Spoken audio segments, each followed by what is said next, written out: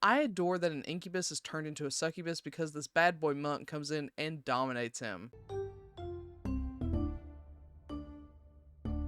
Hi, welcome back to my channel. Today, we'll be discussing The Black Monk and the Pink Incubus by Sakira. And this review is thanks in part to those of you who took part in my poll. This was the last choice in the poll, Monk x Demon. And if you'd like to check out the other two options, you can watch them by clicking the annotation or the links in the description. If you'd like to help decide what to read next, go ahead and subscribe, get your BL Library card for the BL Library, and be on the lookout for my community posts with the polls. Before we get started, there will be spoilers, so if you don't want to be spoiled on this manga, go ahead and click off now, no worries, I'll catch you next time. For those of you who decide to stick around, let's go over some content warnings. There may be references to religion, exorcism, demons, non-con, BDSM, including forced, violence, power imbalance, obsession, voyeurism, mentions of death, slut-shaming, male pregnancy, and blood, as these things do appear in the manga. But if that's good with you, let's go and get started.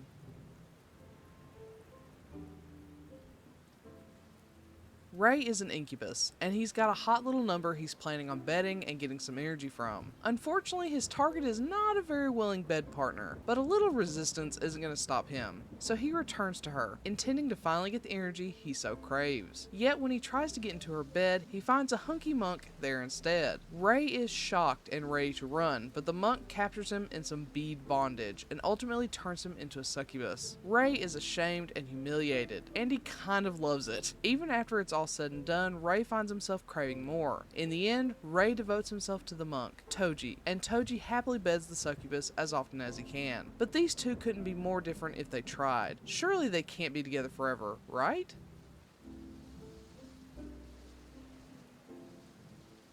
To start with, Sakira has a very recognizable style. I feel like I own a million different BL titles by them, and they're all very recognizable. Admittedly, I did not realize this was Sakira based on the cover, but it has all of their classic hallmarks, big, muscular, manly men being the key one. Though I own a bunch of their titles, this is the first one I'm finally reading and reviewing, and I have to say, while I like their bulky men, the art style itself is very sketchy and inconsistent. It can be a bit hard to see what's happening in some panels, which is unfortunate. And this is a smut fest. It's 90% smut with 10% story, which I appreciate. As I said, it's hard to see what's happening during some of the scenes, but what can be seen is really fun. I adore that an incubus is turned into a succubus because this bad boy monk comes in and dominates him. That's super fun, and I was all in on this concept as it was. As with the majority of smut-focused titles, there is a switch that occurs where we transition from lustful feelings to romantic ones. I was looking forward to seeing that happen, but I admit I was a bit dumbfounded by it. From the beginning, we're given very little information on the demon world. We know there are various types of demons like vampires and succubi, which function like jobs but not much more. But then it's time to transition from a lust fest to a lust fest with some love in there. How is this achieved? Toji and Ray realize that Ray will end up alone once Toji dies. Toji then reveals that he gained some of his dark powers from a high-level demon. He takes Ray to the demon world and extorts the demon so Ray can be made human. Admittedly, this felt a bit like OP self-insert fanfic. Toji's not only a powerful monk, but also has demon powers? It just doesn't make much sense. I wish Ray had just traveled back to the demon realm and found his own method of becoming human or something, as that would have made much more sense. But here we are. While we're talking about disappointments with our badass monk top Toji, he never seems like he really loves Ray. He's like a really hardcore tsundere, and while I do have my favorite tsundere, looking at you, Hyun and Hee-sung, Toji certainly isn't one of them. Even after they have kids, which was such a nice surprise by the way, especially when it wasn't tagged, Toji seems utterly apathetic to their relationship. It's very disappointing that we never see them romantically affectionate beyond just having sex together. Of the two, oddly enough, the succubus seems more human than Toji. I just never felt the romance between these two, which was really disappointing.